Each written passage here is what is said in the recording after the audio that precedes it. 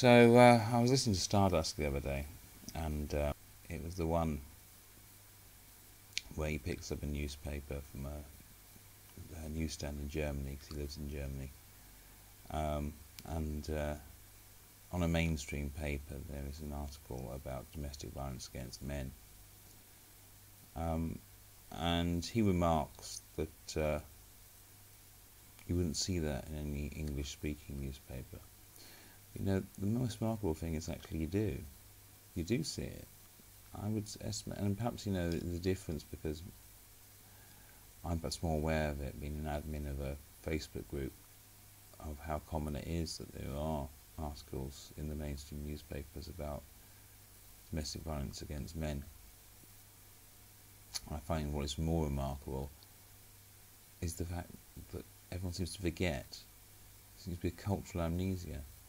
Presumably these articles get read, and yet within days people just go back to thinking that that domestic violence is something that just happens to women and only men are perpetrators. It's remarkable. It's like the amnesia you see in Doctor Who with the, whenever there's an alien invasion. You'd think that everyone on the planet Earth in Doctor Who would be so used to alien invasions by now, they just go, another alien invasion.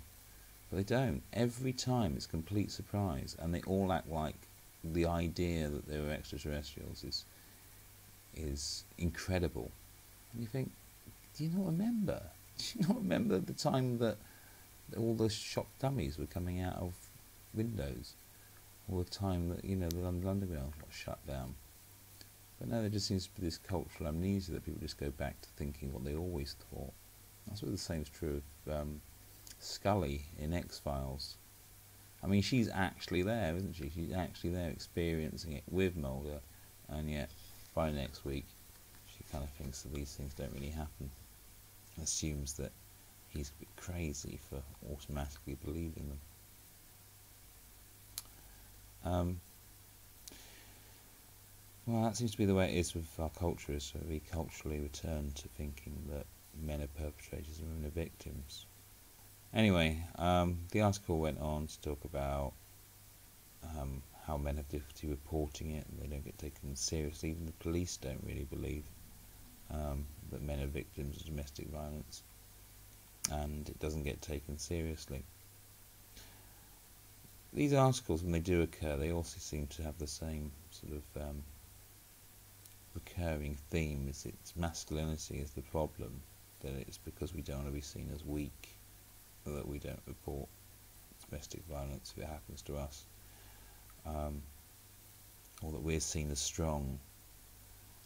But I think there are gender roles involved, but I don't think that's the only one. I think that's just a small piece. For example, one gender role is the fact that men are supposed to be protectors. And I think it is in our role as protector that it's kind of alien, the idea of going and reporting violence to the police if it happens to you, because that would be in direct contravenance of your role as protector. You're supposed to protect her, not put her in danger. And even the idea of talking to your friends about it, you don't want to damage her reputation. You don't badmouth your girlfriend or whatever. You're supposed to defend her. So I think the role of protector gets in the way. I think something else that requires talking about is the role of guilt. I think because we are brought up, I guess, with the idea that men are perpetrators and women are victims, that even if you are the victim of domestic violence, you tend to think, oh my God, she must have struck out because I frightened her. I must be terrible to have caused this person to strike out at me. I mean, it's possible, of course, that you may have provoked it. I don't hold with this idea that any recognition of responsibility at all is victim blaming. I think that is creating the role of victim. I'll come back to that in a moment, because I'm going to speak in a moment about melodrama and the role of melodrama and the gender roles involved in melodrama and how that is relevant here.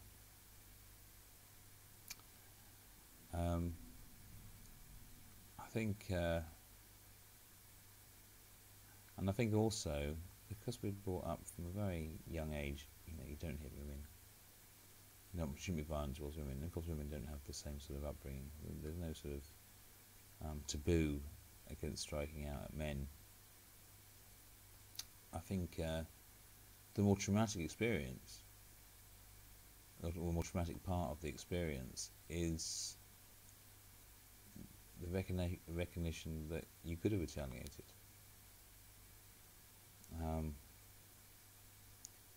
Even if you get out, you get away from it. That's the thing that is biggest in your mind. Is I nearly retaliated.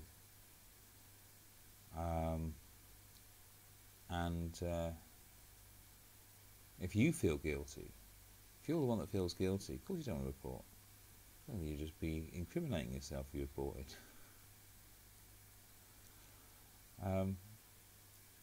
So this men as perpetrators and women as victims, it really comes down to the gender roles associated with melodrama. I don't know if you might remember in the previous video I talked about melodrama, but just to recap that, I've done the charts again. Shall we have a look?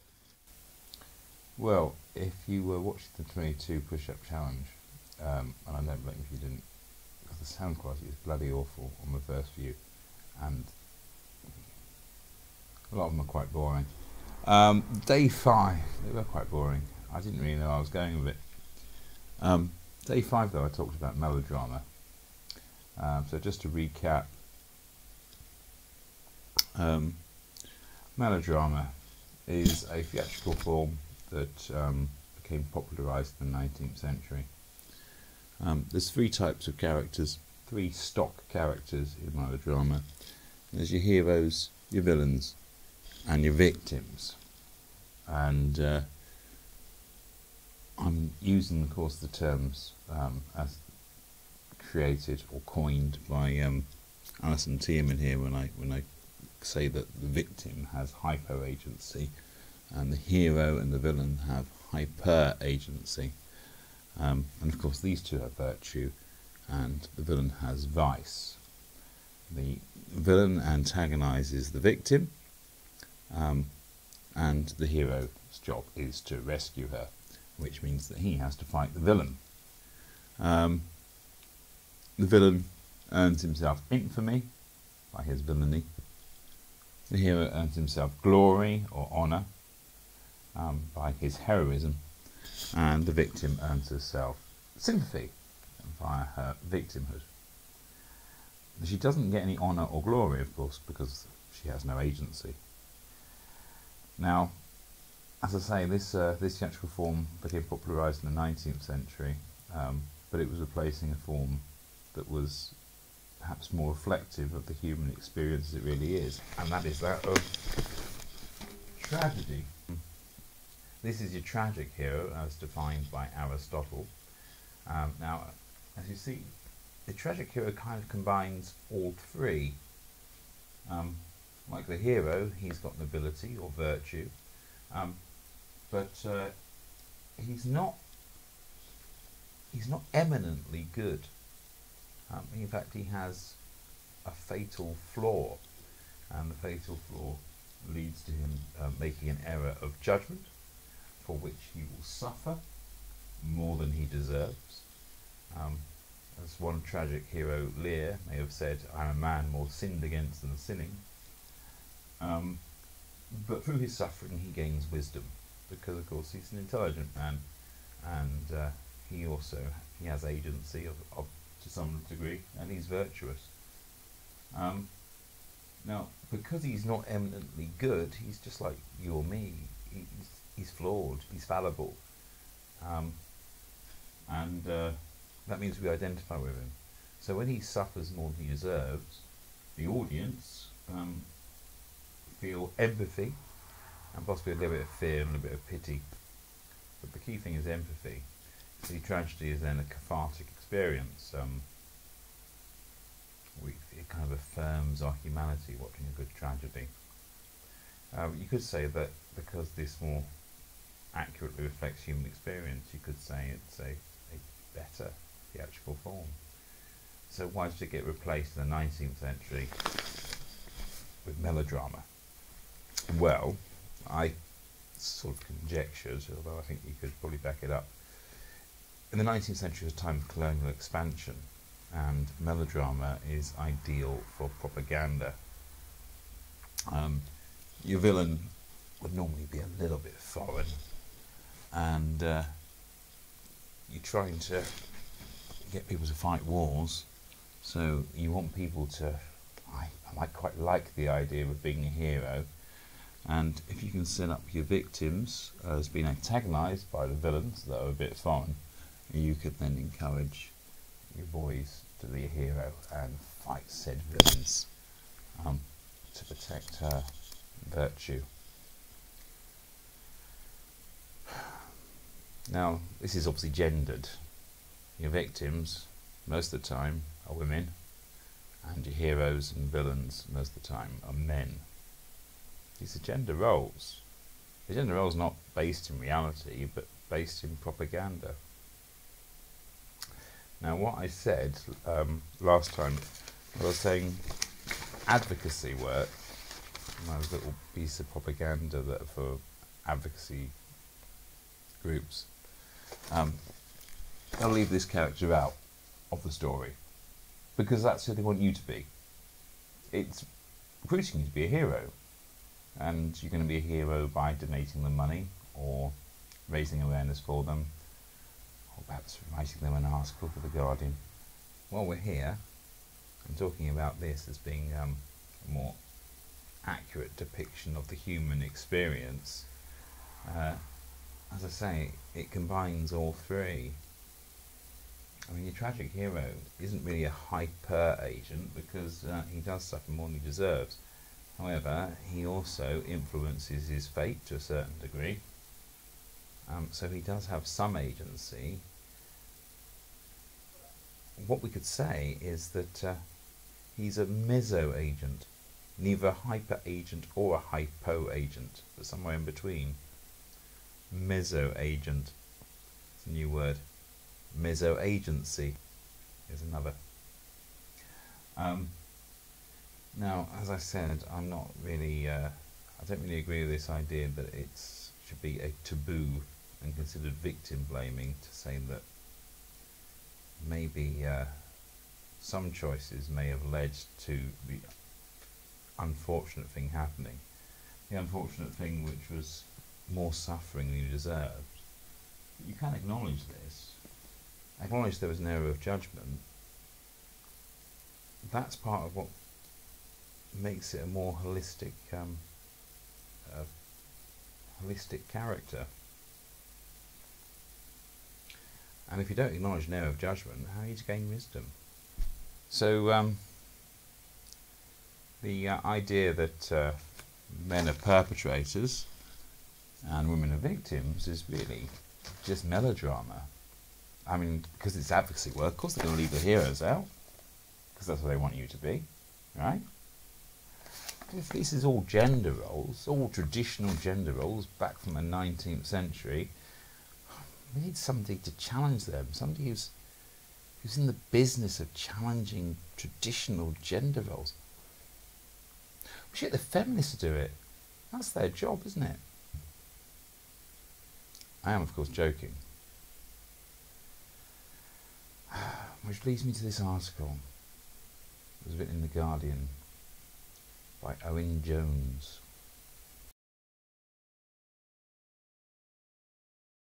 Not all men commit abuse against women. Steady, only getting a bit controversial there. But all must condemn it. What you mean is all men must affirm that the traditional gender roles of melodrama are all true. What you want is men to take on the role of hero, whilst pointing out that other men are villains. Male violence against women is rife and it's getting worse. We need a new inclusive form of masculinity to eliminate it. Well, yeah, I want us to work on a new inclusive form of masculinity that allowed men to recognise when they're victims too.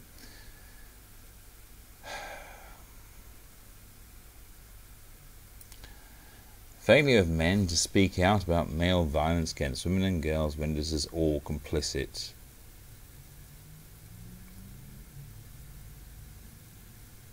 Now, I'm not going to read the whole article. There's just a few things I want to pick out. For example, the one paragraph begins, "It was estimated that 1.4 million women suffered domestic violence in England and Wales in 2014. Now, England and Wales in 2014, he's highlighted so that we can follow the link to find out where he's got that figure from. Which is good, you know, because otherwise he could just be pulling figures out of his arse, so it's good that he's done that. And indeed, the headline does say 1.4 million women suffered domestic abuse last year. Last year being 2014, in this case, this is a 2015 article. An estimated 1.4 million women and 700,000 men have suffered domestic abuse. Oh, 700,000 men? So, that's 1 in 3. That's the 1 in 3 statistic, isn't it? That's the statistic where we get the 1 in 3 from. 1 in 3 victims of domestic abuse are men. That's a figure that actually some women's refuges have got upset with, because they say it derails. Because they're not happy with being 2/3 of domestic violence victims. They've got to be all of the domestic violence victims. Otherwise it confuses things. Otherwise they won't be able to assume who the perpetrator was just by looking at the gender, just by checking the genitals. They might actually have to find out what was going on. They might have to investigate. Some of the feminist objections to the 1 in 3 statistic are frankly hilarious. One of the outspoken critics of it is Michael Flood. Michael Flood's in the sort of Michael Kimmel camp of masculinity studies professors, basically male feminists who study why masculinity is so awful, and in doing so reinforce masculine gender roles as protectors and as heroes and villains, of course.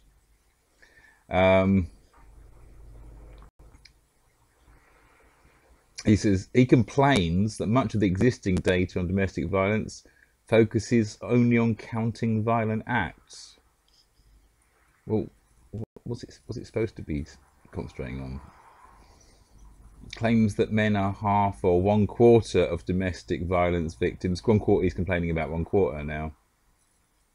So even 75% of domestic violence victims isn't enough for women. They've got to be 100%, otherwise it's not fair. Only possible if we draw on studies which focus on counting the blows. So if we quantify violence, that's a problem for him. The conflict tactics scale, a popular tool for measuring domestic violence, is widely criticised by him and other people in the sort of victim industry for not gathering information about the intensity, context, consequences or meaning of violent behaviours. It typically neglects issues of injury and fear amidst sexual violence, ignores the history or context of the violence, relies on reports by either husbands or wives despite evidence of lack of agreement between them. So what should be done about lack of agreement between them? Just listen to the women and ignore the men. And draws on samples shaped by high rates of refusal, particularly among individuals either practicing or suffering severe and controlling forms of violence.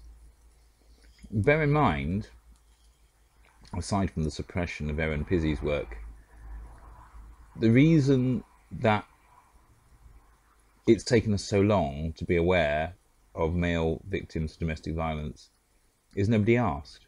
The questions weren't asked. No one asked the men, what were your experiences of violence? No one asked the women about their experience of perpetrating violence. They didn't ask the questions. And now we're having these findings. He's complaining that not enough questions have been asked. Yeah, he complains that the 1 in 3 campaign in Australia, so it's a different statistic. So the 1 in 3 that Owen is referring to are British statistics, right?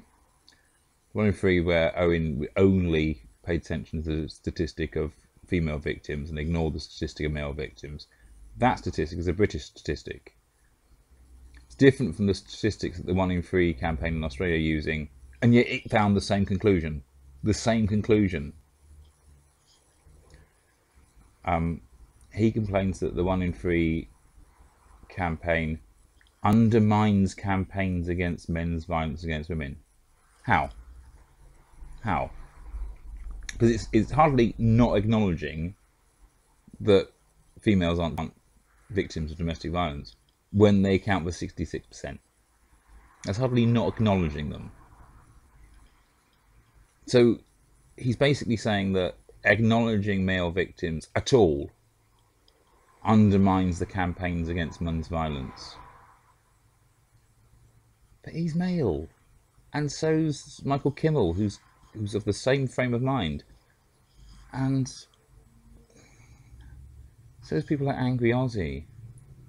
Where's their investment in it? I mean, is it purely financial, that they know this is a productive industry and you've got to keep this industry going because it makes so much money?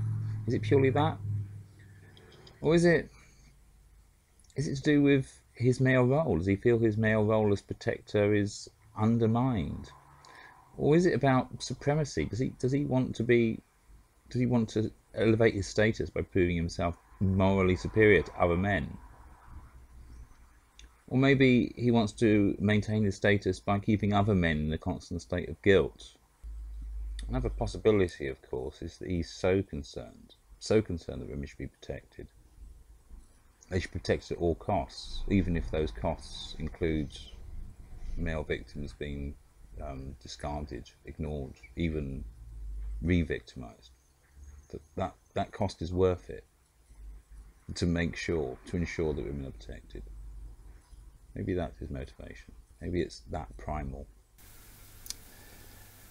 Anyway, the ONS data also reveals a hidden link between poverty and domestic abuse,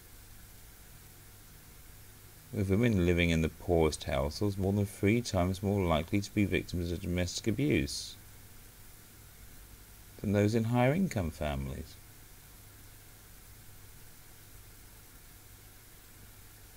Well, that means that, presumably, if the women are living in the poorest households, that must be men living in the poorest households too. Which means that being violent isn't linked to being privileged, doesn't it? It almost means that being violent might be linked to lacking privilege. It is true, and actually if you look at the levels of violence, they do tend to increase at times of recession and decrease at times of prosperity. I give some statistics about sexual assault, which I don't want to go into right now. I don't want to even get bogged down a bit, because it's not what I want to talk about right now. I want to talk about generally about how Owen is forcing these sort of traditional gender roles that were associated with melodrama. However, he says around 400,000 women are sexually assaulted each year, approximately 85,000 women are raped. I followed that back, the 85,000 women are raped, back to the original source, and it does have a figure for men. Yeah.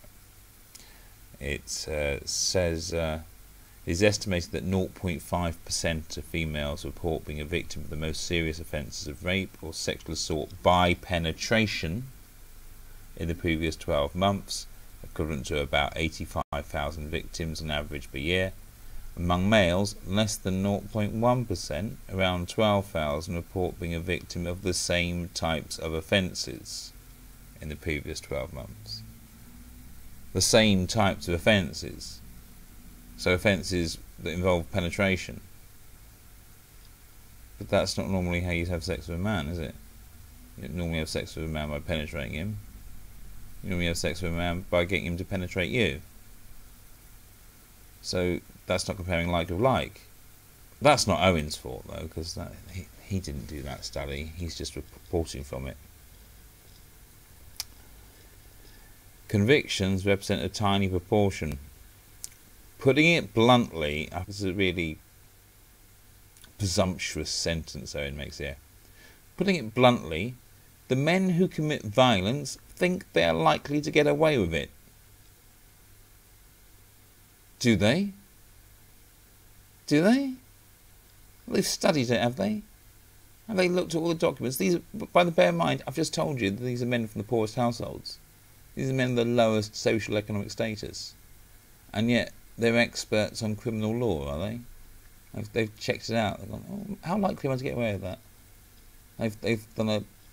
They've got an actuary service for domestic violence committers. You can phone them up. Say, hello, what do you think my chances of getting away with hitting my wife are? Well, I like the sound of those odds. Yeah.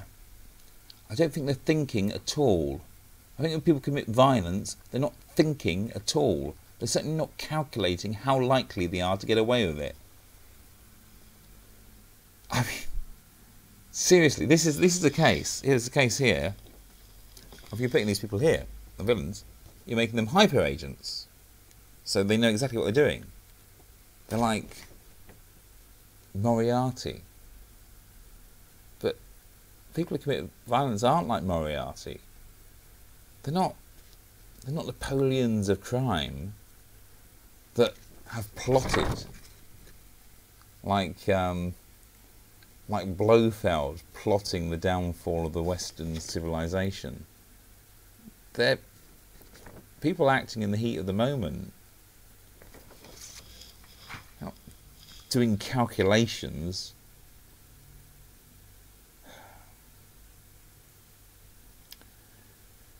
There are two potential objections to men speaking out about this tidal wave of violence. Well, there's the third one that you hadn't thought about, which is the one that I'm doing, but never mind. One is that it would be nothing more than so-called virtue signalling. That is, men who self-identify as left-wing demonstrating how right on they are for political brownie points. And yes, there are such men who exist. Say it isn't so, Owen. Dubbing themselves a feminist on their Twitter profile like teenagers who put badges of bands on their school bags. It's incredible. These are other people, of course. Owen's not one of these. This is... Talk about the one good man syndrome. Owen actually has the one good virtue signaller syndrome. He goes, oh, other virtue signallers, they're just doing it for brownie points. But me, I really mean it. I'm sincere. The other, more compelling argument is that we live in a society where men dominate every pillar of power, from parliament to the economy to the media. Men crowd out the voices of women systematically, including on issues that directly affect women. That's not an objection at all. That's not an objection to men speaking out. So you say there's two potential objections, but your second one isn't an objection. I had an objection, if you remember. I said you were reinforcing traditional gender roles. But no, that's not an objection at all. No wonder women end up disproportionately affected by policies such as cuts to social security. You realise that the reason women were disproportionately affected by cuts to social security is because women were disproportionately benefiting from social security. So when you cut social security, they suffer disproportionately because there's more social security to them to cut. It would be perverse if women did not take the lead in campaigning on violence overwhelmingly committed against them by men. So how do men fit in? Jill Robinson is a volunteer of the White Ribbon Campaign, which focuses on encouraging men to campaign against male violence. When she was growing up in rural Devon in the 1960s, she would barricade herself in her bedroom along with her mother to escape the alcohol-fueled rage of her father. He didn't believe that women should be educated, so she would flee to the fields to study. There were no helplines or local refuges when she was young. When she did manage to complete her A-levels and get a place at university, her father was so enraged he told the local community that the real reason his daughter had left was to get an abortion. "I was just a naive teenager," she recalls tearfully. "Why is he doing this? It's not how fathers should behave." Sounds like it's from a book, doesn't it? Sounds like it's from a novel. And funnily enough, it is. It's from a novel called The Rainy Season, which is part of the Berrington Brow series. Series written by Jill Robinson, and they do claim to be semi-autobiographical. It's like memoirs. But the main character in the Berrington Brow series isn't called Jill, she's called Jess. So Jill Robinson is quite aware that she's fictionalising her life. The third book in the trilogy, the Berrington Brow series, is called A Place Like This. So this gives you I'll just read a bit from the blurb to give you an idea of the tone of these books. Place Like This details the comings and goings at the centre, where heroine Jess and her colleague Nick attempt to deal with a variety of problems, including evil spirits in someone's cellar, a pensioner's outlandishly large utility bills, and finding safe refuge for a trafficked young woman from Moldova. There is also the case of the missing aspidistra and the urgent need to rehouse widow Nora, at present living in a dog kennel since her benefits were stopped. Jess, meanwhile, has problems of her own, owing to the erratic lifestyle of her son, who has plastered Hebden Bridge with graffiti and is wanted by the police. An assortment of friends also need her support, but will anyone be there for Jess? Yeah, I don't think this is an accurate documentary account, Owen. I think it's a bit novelised. I think it's a bit fictionalised. I don't know what the true story is, but I don't think you're going to get it from the books. That's where he's got this. That's his source for knowing what her teenage years were like. Is a novel that's in that series.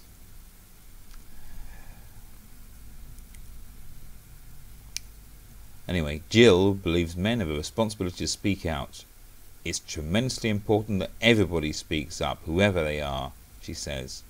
Men should be taking a lead on it.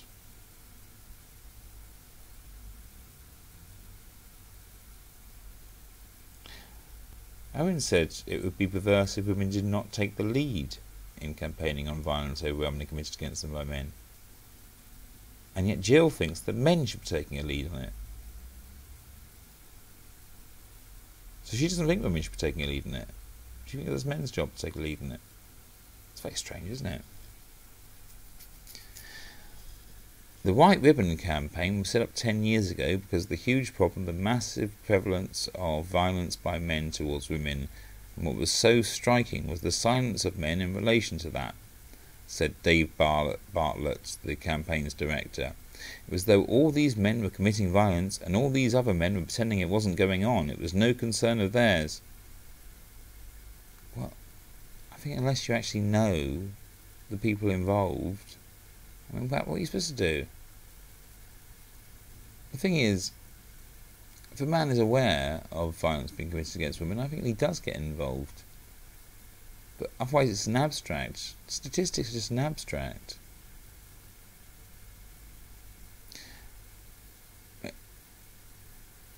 I actually hear men all the time say, you know, if a man hits a woman, I think, you know, I just think men like that should be put away. You do hear men talk about that, express their opinions on men who hit women all the time. Men are conditioned from an early age to feel a sense of superiority over women and to objectify women. Well, superiority of strength over women, which is why men are taught not to hit women. And we were taught not to hit women because we're told we shouldn't hit women because we're stronger than they are.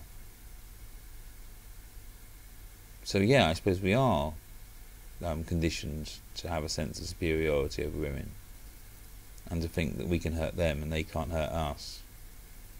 That's a sense of superiority, isn't it? To think that we can hurt them and they can't hurt us. So in fact, it is a sense of superiority over women that has made Owen write this. Because he's written this article in which he talks about how men can hurt women, but he ignores the fact that women can hurt men. So this article is written with a sense of superiority over women, isn't it? The sense of superiority over women that he's been conditioned with from an early age, I expect. Violence against women is the most extreme conclusion of a belief nurtured over thousands of years that women are subservient and exist to satisfy men. I don't think I've been taught that. Rape, assault and murder. Oh, this is brilliant. They've got a continuum thing. I'm not even going to read it. I mean, we know this sort of thing. Oh, it's on a continuum. It's catcalling and murder on the same continuum. Catcalling leads to murder and things like that. You know, that sort of thing. That's all here for a bit. Yep, it's Owen saying that.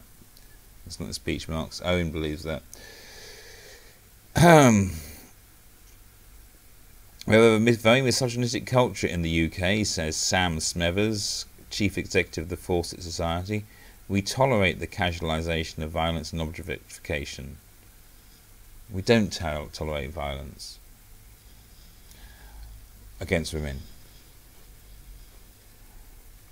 Way back about 15 years or so ago, I was on a coach from London to Portsmouth, but it was towards the end of the journey, so there was only me, and it was a late one as well. There was only me, the bus driver, and a woman on the coach, and the woman and the bus driver were both older generation than me, so they were nattering at the front. Nattering is probably an anglicised word. Nattering just means having a chat. I was at the back, just eavesdropping. And they were both older generation and quite conservative in their views and traditional, and and not well educated. And they were talking about how the kids of today were out of control because you're not allowed to smack them anymore, are you? That was their view. That was their view, was that the reason that kids were out of control was not the fact that their parents were overworked and so they didn't get enough attention. It was that you just can't smack them these days, and the kids know they can get away with shit because they can't be smacked. So they were talking about how they used to smack their kids and how it never did them any harm, that sort of thing.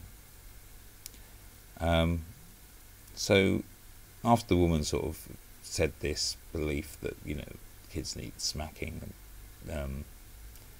she'd always smacked her kids. The bus driver pipes up. I always give my kids a bit of a smack if they step out of line. Not my daughter though, because you don't hit girls, do you? And I thought, my God, how hard are you hitting them? How hard are you hitting them? Because if it's so hard that it makes a difference if it's a boy or a girl, then you shouldn't be hitting a child that hard at all, whether you're for or against it. I mean, personally, I'm not in favour of spanking or smacking. Because I think explaining why something is wrong is a more effective method of teaching a child moral responsibility.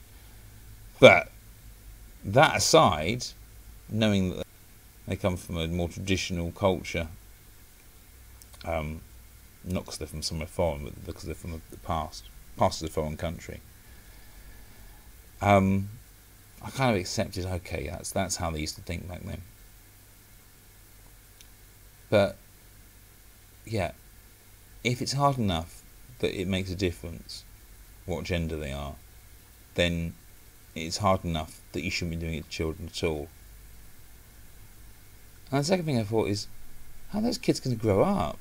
You know, how much are they going to resent each other knowing that there's a different set of rules? Knowing that one of them's going to get smacked for behaviour that the other one won't. That's just cause resentment, isn't it? But anyway, there's an example of how culturally we don't think that it's acceptable to be violent towards women. Although Bartlett emphasises that male perpetrators of violence must take responsibility for their actions, boys around the world grew up being taught it's acceptable. They also feel in some way that it's part of what it is to be a man. Yeah, we are. We are taught that. We are taught that being a man makes you more violent. We're not taught that being violent makes you a man. That's not what we're taught. We're taught that being a man makes you violent. And because we're not innately violent, some of us, having been taught that being a man makes us violent, doesn't make us want to be violent. It makes us want to not be a man. That's how innately not violent we are.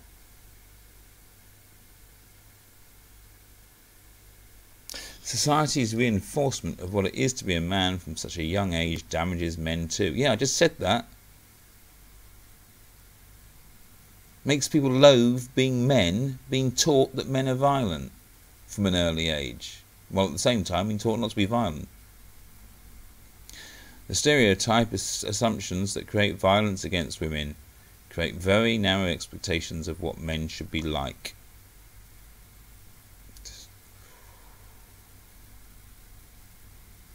Narrow expectations of what men should be like. Oh, I've talked about this, the trash compactor of male roles, which is, you do have a bunch of traditionalists that will say that's not manly. You know, there are behaviours that they don't see as manly, a man up thing, and you do have that on one side. And then on the other side you have the feminists who find everything male, everything masculine they don't like. And it's not broadening our horizons, it's narrowing them. It's narrowing them right down. And the thing is, women are particularly problematic here because their forebrains are feminists. You know, they think that. They think, oh, men should be more sensitive, men should be more like that. But their hindbrains are traditionalist. They don't. So they give very mixed messages on what they want men to be, which confines men even more. Men are really liberated from expectations of what they should be like when they no longer require female approval. Gay, bisexual and transgender men, or simply men who do not conform to an unreconstructed form of masculinity, can also experience violence. All men experience violence. All men experience violence. I don't believe there is a single man living that has not at some point experienced violence. Because as I say, there's no taboo against being violent towards men. I'm not saying we've all experienced violence at the hands of a woman. I'm not saying that at all. But I'm saying we've all at some point experienced violence. Far more men have experienced violence than women. 4 times more likely to be assaulted as walking home. Why narrow it down? Why just say gay, bisexual and transgender men? I'm not sure whether transgender men are trans men or trans women. I'm not sure what's meant there, because that's quite a confusing phrase, transgender men. Trans women is an interesting thing. In case in point, though, trans women are far more likely to be assaulted than women who are born women. And the reason they're more likely to be assaulted is because they're seen as men, right? So they're not assaulted for being women, they're assaulted for being men, in the perceptions of the assaulter, even though in the perceptions of the assaultee, they're women. I'm not getting into that. I'm not getting into which one it is. None of my business. Philosophical issue. Let's not open that can of worms.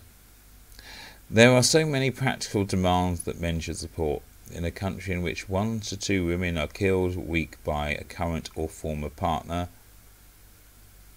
Yes, 1 to 2 women are killed each week by a current or former partner, and 1 man is killed a fortnight. So it's, the ratio is about 1 to 3.5. In fact, the ratio is the same as it is for suicide, just reversed. Interestingly enough. 17% of refuges have been shut since the Tories re-entered government 6 years ago. Now, this is a bit tricksy, and I don't know who to side with here. I see mischief. I think the Tories were being mischievous, and I think they were exploiting the prejudices of the women's refuges, because what they did was they said to them, you're going to have to expand your services to provide for male victims as well. And I think they knew full well what the response would be, which would be that the women's refuges would go, no, no, no, we need to be exclusively female safe space, and male victims of domestic violence don't really exist anyway. They're already perpetrators. And I think the Tories knew exactly what the response was going to be to that. They just used it, they exploited it to have an excuse to close them down. That means I have no sympathy for the refugees because they had those prejudices, but I also think there was mischief on the parts of the Tories because they knew that was going to be the result. I believe the phrase is a plague on both your houses. A force that society is calling for male violence against women to be treated as a hate crime. An approach now adopted by Nottinghamshire police. Now hold on. We know that this approach adopted by Nottinghamshire police, this has got nothing to do with violence. It's got nothing to do with violence. You look at the thing. See, if it had anything to do with violence, violence against women is illegal anyway. That doesn't need to be made a hate crime. What that law defines as hate crime is incidents against women that are motivated by an attitude of a man towards a woman and includes behaviour targeted towards a woman by men simply because they are women. It says the classification now means people can report incidents which might not be considered to be a crime and the police will investigate. Incidents which might not be considered to be a crime otherwise. Now, of course, violence would be considered to be a crime anyway. That didn't need to be made a hate crime. We didn't need to create misogynistic hate crime to make violence against women a crime. It was already a crime. Misogynistic hate also intersects with other forms of bigotry. Take the targeting of Muslim women on the streets by white men. Now this is very interesting. I can imagine this is probably about headscarves and stuff like that. It's very ironic, this whole cultural battle over headscarves, because what you fundamentally have there is two cultures arguing over what is the right way for women to be protected from men. Isn't that ironic? That is what that whole debate is over. You've got the Muslims are saying women must be protected from the gaze of men. That's why we must make sure that they have their heads covered. And then the Western culture is saying these women must be protected from men forcing them to wear a head covering.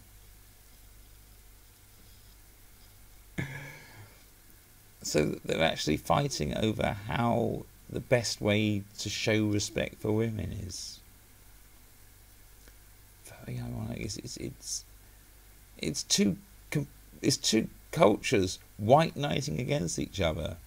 I mean, it really is. It really is this, but flipped around, so it's both ways. Except it's the same victim. That's what's so ironic. It's the same victim. God dear.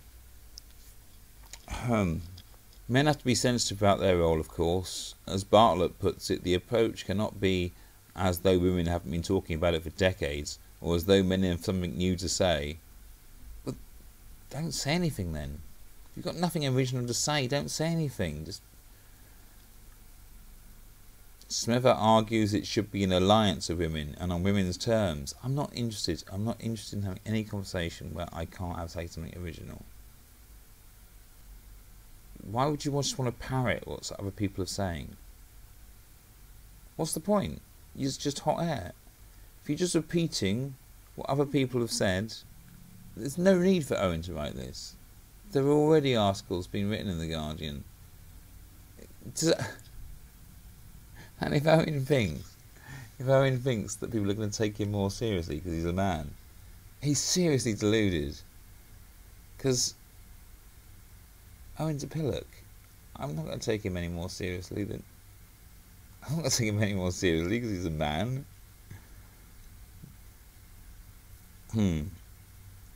It's easy for men to turn away. I don't commit this violence. I'm not a perpetrator, so why should it concern me? Why impose collective guilt for the crimes of a minority? It would be easy to turn away if you weren't shaming them. But it doesn't take much self-reflection to accept that the culture of men into which we are socialised from the day we are born fosters a sense of superiority and dominance. We did not invent it, but we did inherit it. And unless that culture is overcome in favour of a more inclusive form of masculinity, male violence against women will continue to be legitimised. Oh, Owen. He doesn't realise how traditional he is. I became very aware, just after editing that I think there's some linguistic shenanigans going on. Particularly when Owen was talking about the hate crime legislation in Nottinghamshire. I think maybe he was aware that he's using the word violence in a different way to the way we understand it. That in fact, whilst we all think of violence as being a physical assault, I think maybe he is, using that continuum where a catcall is a form of violence. Anything that causes discomfort is a form of violence. I suppose I can understand that in a way. Every time I go on the tube and I have to pay some colossal fare for just going to work, I feel like I've been attacked. But nevertheless, however much that might feel like I've just been punched in the face, it isn't actually being punched in the face. And I think it's very manipulative to misuse language in that way. And I think there is a lot of that sort of shenanigans going on. And particularly if you're writing it's dishonest to your audience if that is what's going on, because you should define your terms. If you're using a word in a way that other people don't usually use that word, knowing you're going to conjure images in somebody's head that aren't accurate, then you should define your terms. It seems really manipulative and unfair. It's newspeak is what it is. Anyway, that aside, that's just a little speculation there that maybe some of the times the word violence was used in that article were not quite accurate. Anyway, going back to this, one of the things I wanted to point out here is the victim earns sympathy, not empathy. There's a big difference in sympathy and empathy. Empathy is where you go, I know just how you feel. And sympathy is going, oh, poor you. Sympathy is about watching somebody else experience something awful that you can't possibly comprehend, and just going, I've got no idea what that must be like. And empathy is saying, I know exactly what that's like. That's the thing about your tragic hero, by comparison. Your tragic hero gets empathy because he's just like us. He's virtuous, but he's not eminently good. He has his tragic flaws, just like us. He's imperfect, just like us. And he's not a hyper agent, so things do happen that are outside of his control. But he's not a hypo agent either. He's not completely helpless. He can influence his fate. This model is anti-understanding. It's anti-empathy. This model is a model to encourage warfare. This was to discourage empathy. Because if you felt empathy for the enemy, you wouldn't be able to kill him. But it doesn't really encourage empathy for the victim either. It just encourages sympathy. And it seems to me that sort of victim feminism does this. It refuses to accept that men can understand a woman's situation.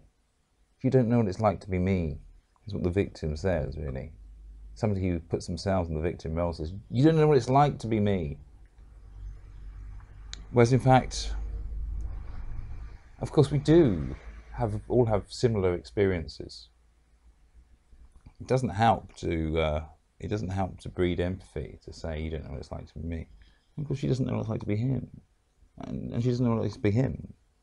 And he doesn't know what it's like to be him. And he doesn't know what it's like to be him. None of these people know what it's like to be each other. And that's really what that kind of model's designed for, because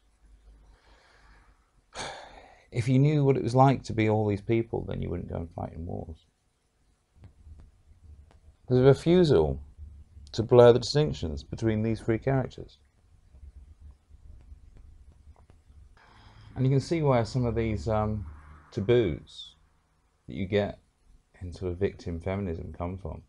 You can't victim blame, because if you victim blamed, you can't suggest that somebody may have done something that led to the experience that was worse than they deserved, because to do so would be to make a link between their tragic flaws and their suffering. It would be to unify these two. And you can't suggest that there is any moral ambiguity, because that would unify these two, if there was any moral ambiguity at all. There's no imperfect people. Anyone even a little bit imperfect is a villain. That's what Owen is saying throughout that entire thing. He's saying that anyone who's not over here, anyone who's not doing the condemning, is automatically over here. And when it's said that it's men that must take the lead, men must take the lead, is what Jill, whose name is also Jess, is saying, is men must take the lead. She's keeping women down here, helpless. Because there can't be any, we don't want to blur the distinction between these two characters. That doesn't promote empathy. It doesn't promote empathy for men. And it doesn't promote empathy for women. It only promotes sympathy for women. I don't know what to say in conclusion, really. And my first criticism of Owen's article is that it encourages this monochrome view of the world that makes it harder for men to talk about their experiences of being on the receiving end of domestic violence.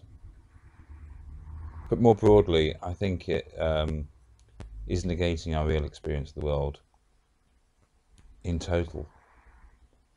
So many things in that article were just in complete contradiction of everything we've experienced of the world. the 1 in 3 campaign is such a threat because it blurs the distinction between these characters. It means that maybe she can have some of the facets of this character, and either of these can have facets of this character. Seems they're happy to blur the distinctions between what words mean, but I'm prepared to blur the roles in a melodrama. Truth of the matter is there's no hyper agents or hypo agents, and there's no virtuous people and villainous people. We're all imperfect meso agents. We all have influence over our fates, but we're all subject to forces outside of our control. And we all have our virtues, but we're not eminently good, and we have our tragic flaws. And I think if there is hope for empathy between human beings, is to avoid anything that reinforces this way of looking at the world. And perhaps seeing human beings more like this. Well, I think that's my conclusion. Well, of course, remember, this is just one blind man reporting on the nature of elephants. Other opinions are available, and the best awareness raiser of all is your own curiosity. Cheerio.